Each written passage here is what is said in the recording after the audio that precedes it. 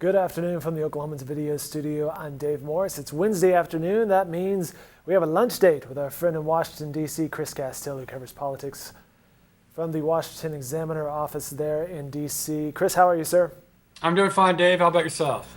Doing well. Chris joins us, as he always does, via Skype, and we appreciate the conversation as we get caught up in things going on in the political world, both in D.C., nationally, and then locally here in Oklahoma. And today we're going to tie together the two of those together. But last night we saw Donald Trump in the running for the Republican candidacy for president basically wrap things up in Indiana.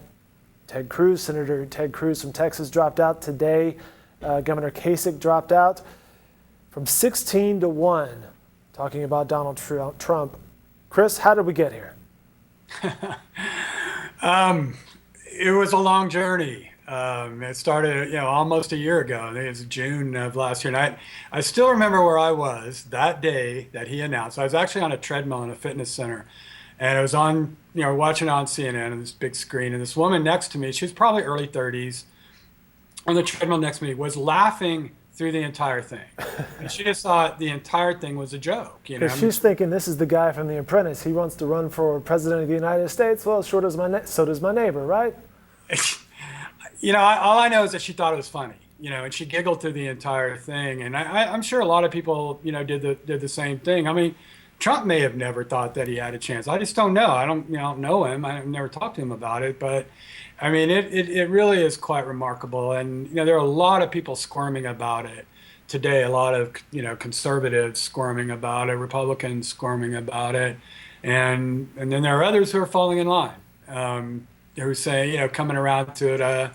I think James Lankford, the senator from Oklahoma, was on the radio this morning saying, hey, I've always said I was going to support the Republican nominee, and, I'm going to do it. I got a quote from Senator Jim Inhofe, I'm in the anybody but Hillary camp, and I think a lot of Republicans will come around to that. I mean, what's their choice? This is the thing, the conversation I've had with people, since the beginning of the year about this, this whole fight for the soul of the Republican Party stuff. But is that more of the pulse of the conversation here, and perhaps not in Oklahoma, but in other states where there's a re-election about to happen, is that more the case here for them? They're looking at their future campaigns and or the power in Congress? Maybe. There's some of that. I mean, you're talking about control of the House and Senate. Right. I think there's obviously going to be some of that, but that's just rank speculation at this point too. I mean, I don't know who is qualified, what talking head out there is qualified to really give you a good prediction of what's going to happen in November right now. I mean, I don't know that many that have been right since last June. I mean, just none really. I mean, I try not to watch too much, talking head stuff, but I can't remember ever seeing one who predicted Trump was gonna, and now of course it's all about, the presidential map and how it's all gonna break, Hillary Clinton's way in the fall. And well, I guess we'll just see about that. I mean, none of these people have been right before. I spoke to the Tulsa Chamber of Commerce a couple of weeks ago when they were up here in D.C. at their lunch gathering, and the man who spoke before me was pretty top official here in the U.S. Chamber of Commerce, located here in D.C. 2 weeks ago, he was still predicting a brokered convention. It was absurd. I followed him and said, it's not going to be a brokered convention. I haven't thought that for months, actually, but I just don't know what anybody knows about what's going to happen in the fall. Nothing. I think they know nothing. Last night in Indiana, we saw Senator Sanders, get a win there. However, he's well out of the race delegate-wise as far as the numbers with former Secretary of State Hillary Clinton. We talked a little bit about this last week, Chris, in that Trump and Clinton, very unpopular, yet those are the two candidates we're looking at here at the end. Yeah, it is. It's absolutely unprecedented that they are both so unpopular. And I think that's what makes it even more dicey to try to make any kind of predictions about what might happen in the fall. I don't know what most Democrats think. I haven't talked to Democrat one that was like party activist or party official about what Bernie Sanders is doing. He's clearly eliminated. He's admitted it. There's no math that gets him there. And this is a thing. This is the thing to me about Bernie Sanders and all of this. He's not a Democrat. So, he has been an independent the entire time he's been in Congress. And I can't remember exactly what year that is. I mean, it's sometime since I've been here, Bernie Sanders came first to the House and then the Senate. So sometime in the last 26 years, he's been an independent the entire time. And he did caucus with Democrats. His views are closer to Democratic ones and Republican ones. But how much Democrats feel about, this kind of lingering on with Bernie Sanders at this point when he's not even a Democrat. He's not going to be the nominee, and that's not like some kind of prediction. That's math. That's arithmetic, as Bill Clinton called it in 2012. We're chatting via Skype with Chris Castell. He's in Washington, D.C. I'm Dave Morris here in the Oklahoman's video studio. I mentioned at the top of this, every week we chat politics with Chris on the national level and on the local level. And let's tie in the local level at this point with a story this afternoon that says Oklahoma Governor Mary Fallin is offering her enthusiastic endorsement of Donald Trump. Yeah, she didn't do that in early this year before the Oklahoma primary. She didn't endorse anyone, and maybe this is why. Maybe because there was always going to be probably a chance that whoever was the Republican nominee, unless it was Carly Fiorina, which it was not going to be, was going to have to cast around looking for a woman vice presidential candidate. Maybe why she kept her powder dry the entire time, whatever shortcomings Fallin might have, politics isn't one of them. I mean, she's never lost, right? Never lost a political race. So she knows what she's doing. And she didn't endorse, and now she's endorsing wholeheartedly after the fact. Because she really apparently wants to be the running mate. She's actually, lobbying for the job now. Story says she's honored to be mentioned as the vice presidential candidate, and she would be happy to consider such an offer. Yeah, yes. And that's most people don't do that. I mean, most people who know that they're being vetted, who know that they have a chance, kind of really, quiet about it. I mean, she seems to be going whole hog for this, which, again, we talked about this last week. I mean, I do not think, and as hesitant as I normally am to make some kind of bold prediction, because I don't want to be one of those talking heads that's wrong. It's not my job to do that anyway. I just don't see it. Just from my experience, I don't see why she would be picked. I mean, we talked about last week. We talked about kind of the basics. You apply, if you apply just kind of the conventional wisdom of it, does she help him in any state that he needs help in? I don't think so. Does she have foreign policy, national security experience? I don't think so. Although the New York Times this week, and I laughed out loud when I read it, said that in her long time in government, she has focused on national security. And I was like, what? Where did you get that even? I mean, is this when she was lieutenant governor? Because that's where she spent most of her time in government, as lieutenant governor. I think she was in the state house for a while, and then now 6 years as governor. I was here for the 4 years that she was in the U.S. House, and I'm just going to say this straight. I'm not trying to be, smart alecky or mean or anything. She was in the minority. She spent for her first term, the first 2 years, basically trying to find her way around, and the next 2 years running for governor. She was not a national security person up here. How do I know? Because I know them. I've covered them. I mean, going back to Dave McCurdy, more recently, I mean, the whole time, really, Jim Inhofe. That's a national security person. Steve Russell, Jim Bridenstine, Tom Cole on the spending side.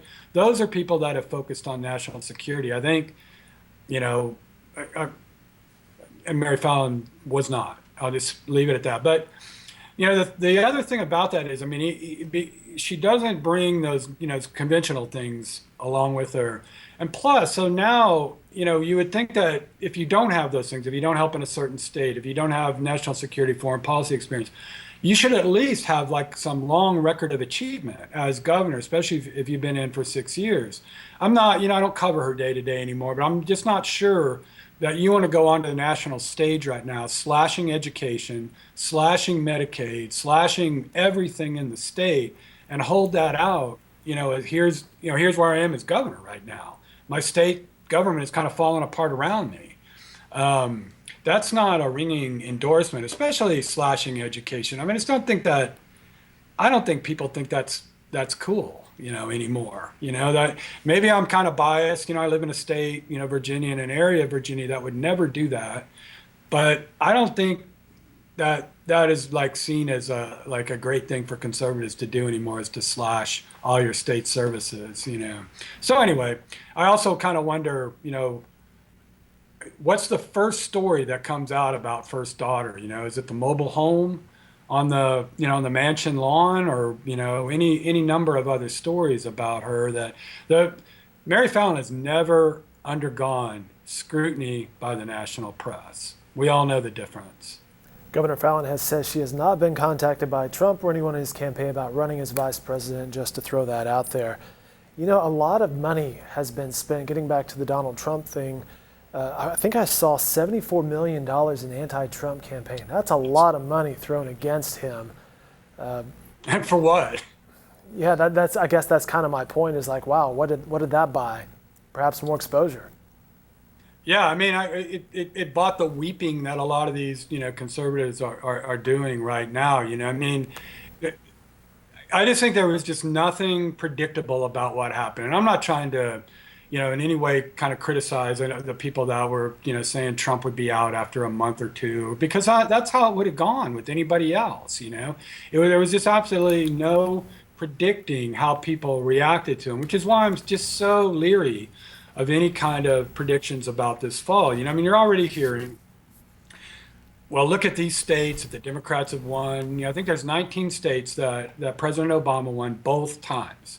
And that's being used as kind of just sort of the base Democratic vote now. So he wins this 19, or if Secretary Clinton wins these 19 that Obama won twice, all she has to do is win Florida, and she's got the presidency. Well, but what if she doesn't win those 19? I mean, I don't think it's a lock that she does. I mean, there's going to be some of them. California is obviously, New York are obviously going to go for Hillary Clinton. I mean, I think, but I would just think some of those might be in play. This is just such an unusual election. You do have this kind of convergence of this, and it's on both sides. It's Sanders and it's Trump, and the anti-trade, anti-Wall Street, anti-establishment, anti-rich guy, anti-people telling us, what to do sentiment out there on both sides. And, how does Hillary Clinton counter that? Her husband pushed through NAFTA, which is probably exhibit A for a lot of people who really distrust trade, free trade. And she made, hundreds of thousands of dollars speaking to Goldman Sachs. I mean, that's the stuff that Bernie Sanders is harping on. Donald Trump is gonna hit her on that stuff too.